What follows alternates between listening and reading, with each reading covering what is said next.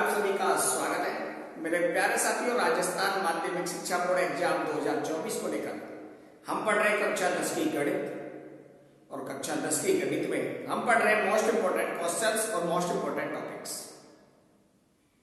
साथियों, मेरे आज का हमारा चैप्टर है 11, और चैप्टर 11 है वृत्तों से संबंधित क्षेत्रफल यानी कि एरियाज रिलेटेड टू सर्किल। इस चैप्टर की बात करें तो राजस्थान माध्यमिक शिक्षा बोर्ड एग्जाम 2024 जो कि 27 मार्च 2024 को होने वाला है, उसमें ये चैप्टर 5 नंबर का आएगा, जिसमें 4 क्वेश्चन पूछे जाएंगे। 1 नंबर का क्वेश्चन आएगा वस्तुनिष्ठ प्रकार का यानी कि ऑब्जेक्टिव प्रकार का, एक रिक्त स्थान का प्रश्न आएगा 1 नंबर का, एक आएगा अति लघुत्तरात्मक 1 नंबर का, और एक प्रश्न आएगा 2 नंबर का जो कि लघुत्तरात्मक प्रकार का होगा। फॉर्मूला बेस्ड यूनिट है क्योंकि वृत्त है। बात किसकी कर रहे हैं? सर्किल की। सर्किल की बात करते हैं। सबसे पहले क्या है सर्किल है क्या, और उनके क्षेत्रफल क्या है, उनके बारे में हम जानते हैं। तो सबसे पहले बात की जाए सर्किल की। हमारे पास एक सर्किल मान लिया आपने, जिसको हिंदी में कहते हैं,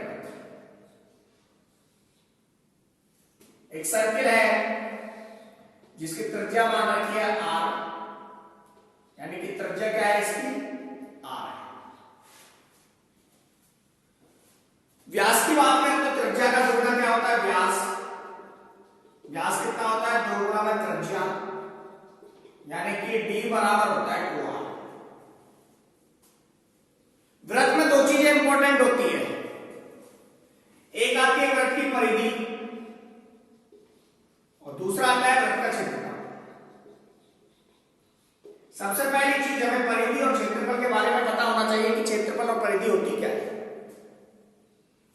सबसे पहले बात करते हैं परिधि को परिमाप भी कहते हैं, लेकिन परिमाप हमेशा हमारे पास पॉलीगन्स का निकलता है, ना कि सर्किल का। सर्किल की बात करें तो सर्किल एक राउंड शेप होती है, यानी कि एक गोलाकार आकृति होती है, जिसकी अपने केंद्र बिंदु से दूरी समान रहती है। चाहे आप यहां से यहां तक की दूरी लो तो भी r मिलेगी, यहां से यहां तक की लो तो भी r, यहां से यहां तक की लो तो भी r, यहां से यहां तक की लो तो भी r। यानी कि एक ऐसा गोला जिसकी केंद्र से दूरी समान हो, क्या कहलाता है? वृत्त कहलाता है। अब बात करें वृत्त की, तो वृत्त में 2 चीजें आती है, परिधि और क्षेत्रफल। और अब पढ़ भी रहे वृत्तों से संबंधित क्षेत्रफल। तो मेरे दोस्तों, सबसे पहले बात है कि परिधि होती क्या है। तो परिधि होती क्या है? परिधि होती है एक धावक है, मान लीजिए एक धावक है, वो किसी बिंदु से शुरू हुआ और वापस घूमकर एक निश्चित त्रिज्या में वापस उसी बिंदु पर आ गया, यानी कि एक धावक द्वारा चली गई कुल दूरी क्या कहलाती है? परिधि। क्या कहलाती है? परिधि। एक सिंपल सा एग्जांपल लेते हैं। आपका एक खेत है, या यूं कहें कि एक जानवर है, उसको खूंटे से बांध दिया। अब जानवर उसके साथ चारों चक्कर लगाएगा तो वो एक वृत्त बनाएगा। क्या बनाएगा? एक वृत्त बनाएगा, यानी कि एक सर्किल बनाएगा। तो सर्किल यानी कि वृत्त, ये कोई भी धावक है, कोई भी इंसान है, कोई भी पशु पक्षी है, उसके द्वारा एक निश्चित जो दूरी तय की गई है, निश्चित बिंदु से, कहां से? निश्चित बिंदु से जो दूरी तय की गई है, वह कुल दूरी क्या कहलाती है? उसकी वृत्त की परिधि कहलाती है। और वृत्त की परिधि का फॉर्मूला होता है 2 पाई r, जहां पर r त्रिज्या होती है, और पाई का मान जो होता है वो कितना होता है? 3.14 या लेकर 22/7। और पाई की बात करें तो पाई एक अपरिमेय संख्या होती है। कैसी संख्या होती है? अपरिमेय संख्या होती है। बात करते हैं क्षेत्रफल की। क्षेत्रफल क्या है? किसी निश्चित स्थान जो घेरा जाता है। एक सर्किल लिया, सर्किल से जो निश्चित, सर्किल ने जो अपने अंदर निश्चित स्थान घेरा, वह उसका क्या कहलाता है? क्षेत्रफल कहलाता है। अगर बात करें आयत की, तो आयत भी अपने एक निश्चित स्थान घेरता है, जो स्थान उसने घेरा वो उसका क्षेत्रफल कहलाता है। तो कुल जो जगह घेरी गई है वो उसका क्षेत्रफल है, और वृत्त का क्षेत्रफल होता है पाई r स्क्वायर। तो वृत्त की परिधि 2 पाई r, और वृत्त का क्षेत्रफल कितना होता है? पाई r स्क्वायर। आगे की भाषा में हम बात करते हैं, ये तो था हमारा सर्किल, और अब बात करते हैं अर्धवृत्त यानी कि हाफ सर्किल। हाफ सर्किल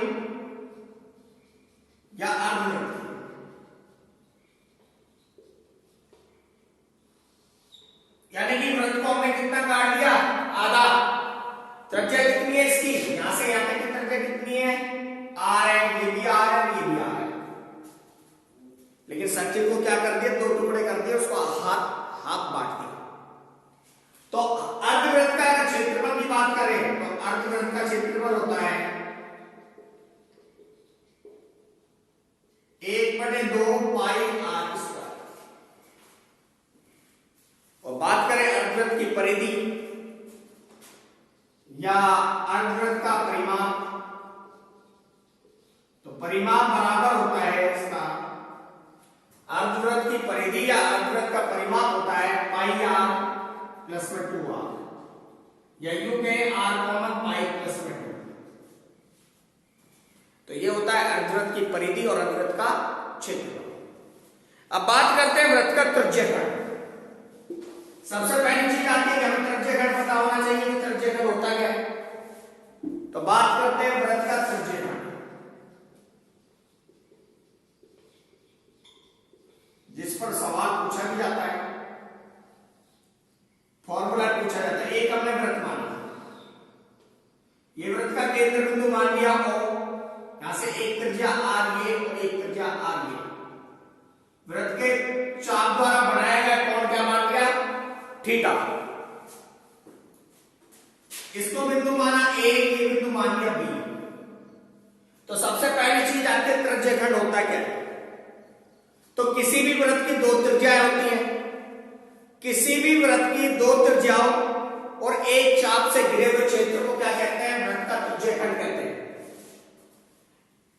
ये चाप है, ये वृत्त की एक त्रिज्या है, ये दूसरी त्रिज्या है, इससे जो घिरा हुआ क्षेत्र है ये क्या कहलाता है, इसका त्रिज्यखंड कहलाता है। इसको कहते हैं लघु त्रिज्यखंड, छोटे वाले। बड़े वाले को क्या कहते हैं, दीर्घ त्रिज्यखंड।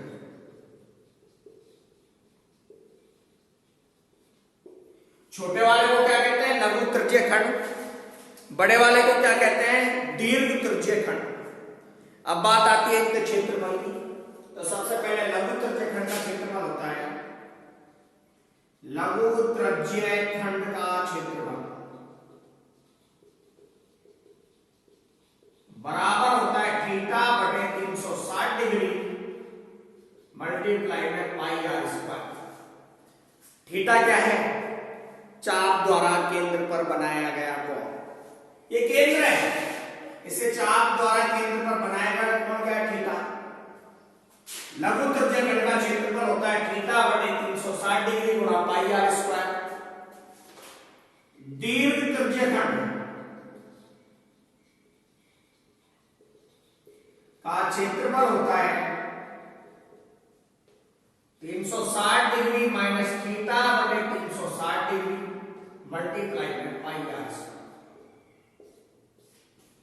ऐसा क्यों, ऐसा इसलिए होता है मेरे दोस्तों, क्योंकि हमारे पास ये जो एरिया है ये पूरा का पूरा किसका है, लघु का, और इसमें से ये किसका है, दीर्घ का। या इसी को हम लिख सकते हैं 1 माइनस थीटा बटे 360 डिग्री मल्टीप्लाई में पाई आर स्क्वायर। यानी कि अगर वृत्त के क्षेत्रफल में से लघु त्रिज्यखंड का क्षेत्रफल घटा दें तो हमें किसका मिल जाएगा, दीर्घ त्रिज्यखंड का। किसका मिल जाएगा, दीर्घ त्रिज्यखंड का। या यूं कहें कि लघु त्रिज्यखंड का क्षेत्रफल और दीर्घ त्रिज्यखंड के क्षेत्रफल को जोड़ दें तो अभी हमें किसका मिलेगा, वृत्त का क्षेत्रफल मिलेगा। बात करें इसके संगत जो चाप है इसकी लंबाई की, तो संगत चाप की लंबाई, और चाप किस पर कटता है, परिधि पर, तो L बराबर संगत चाप की जो लंबाई होती है वो होती है L बराबर थीटा बटे 360 डिग्री गुणा में 2 पाई आर, क्योंकि परिधि पर निर्भर करती है। अब मेरे प्यारे साथियों, यदि आपको संगत चाप की लंबाई ज्ञात है, संगत चाप की लंबाई आप जानते हैं, तो उस कंडीशन में त्रिज्यखंड का क्षेत्रफल, यदि संगत चाप की लंबाई ज्ञात है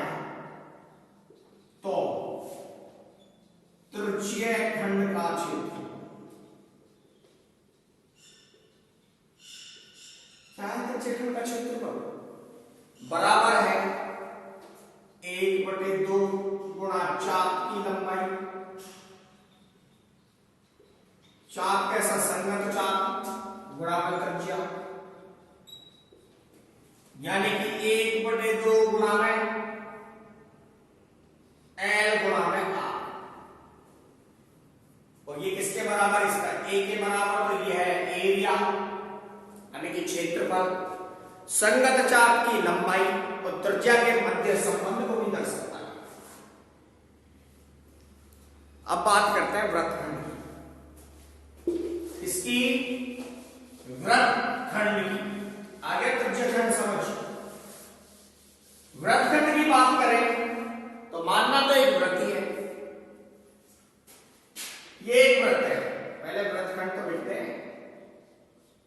ये एक वृत्त है, इस वृत्त में दो त्रिज्या है, एक R एक R, और ये वृत्त की जीवा है AB। ये थीटा है जो कि वृत्त के केंद्र से चाप द्वारा बनाया गया कोण है। वृत्त की जीवा वृत्त को कितने भागों में बांट रही है? 2 भागों में। वृत्त की जीवा कितने भागों में? ये वृत्त की जीवा है, जीवा को ऊपर नीचे कहीं बनाएंगे, कितने भागों में बांट रही है? 2 भागों में। इसका जो नीचे वाला भाग है ये होता है लघु वृत्तखंड। क्या होता है? लघु वृत्तखंड। बड़े वाले भाग को क्या कहते हैं? दीर्घ वृत्तखंड। छोटे वाले भाग को कहते हैं लघु वृत्तखंड। बड़े वाले भाग को बात करें दीर्घ वृत्तखंड और लघु वृत्तखंड के क्षेत्रफल की, तो लघु वृत्तखंड का क्षेत्रफल होता है, यानी कि जो छोटा वाला है लघु वृत्तखंड का क्षेत्रफल की बात करें तो लघु वृत्तखंड का क्षेत्रफल होता है θ/360 डिग्री गुणा में पाई r स्क्वायर माइनस में 1/2 r स्क्वायर sin थीटा। दीर्घ वृत्तखंड की बात करें तो दीर्घ वृत्तखंड का क्षेत्रफल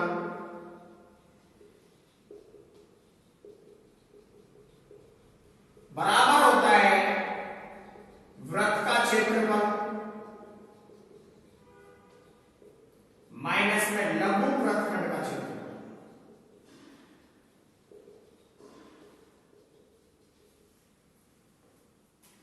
वृत्त का क्षेत्रफल हम जानते हैं पाई r स्क्वायर होता है, माइनस में θ/360 डिग्री गुणा में पाई r square minus 1/2 r square sin theta. यानी कि कुल मिलाकर लघु वृत्तखंड और दीर्घ वृत्तखंड के क्षेत्रफल की हम बात करते हैं तो लघु वृत्तखंड का क्षेत्रफल होता है θ/360 डिग्री गुणा पाई r स्क्वायर माइनस में 1/2 r स्क्वायर sin थीटा। और दीर्घ वृत्तखंड का क्षेत्रफल होता है वृत्त का क्षेत्रफल माइनस में लघु वृत्तखंड का क्षेत्रफल, जो कि पाई r स्क्वायर माइनस में θ/360 डिग्री गुणा पाई r स्क्वायर माइनस में 1/2 r स्क्वायर sin थीटा होता है। मेरे प्यारे साथियों, ये तो बात थी लघु वृत्तखंड, दीर्घ वृत्तखंड, त्रिज्यखंड की।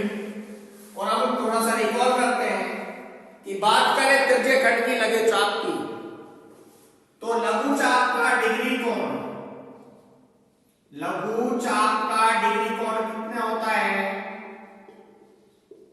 180 डिग्री होता है, यानी कि 180 डिग्री। दूसरी बात करें कि वृत्तखंड का क्षेत्र कितना होता है, तो वृत्तखंड का यानी कि दीर्घ वृत्त जो रहता है उसका हमेशा 180 डिग्री से ज्यादा होता है।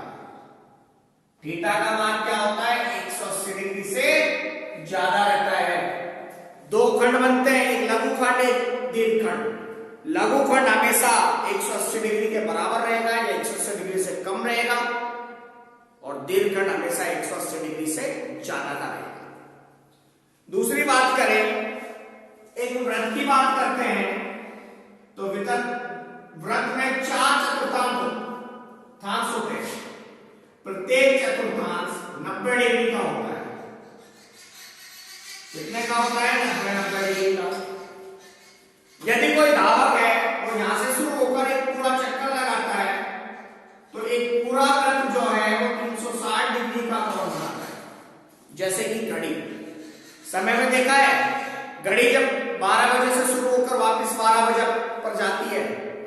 कितने डिग्री का कोण बनाती है? 360 डिग्री का।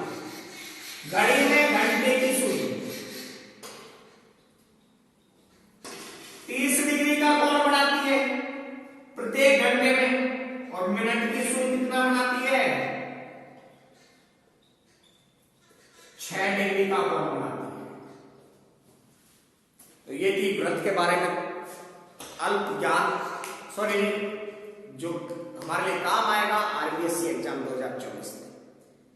वीडियो देखने के लिए आप सभी का धन्यवाद। मिलते हैं एक नए वीडियो के साथ आपके और अपने YouTube channel UV easy school पर। थैंक यू सो मच, धन्यवाद।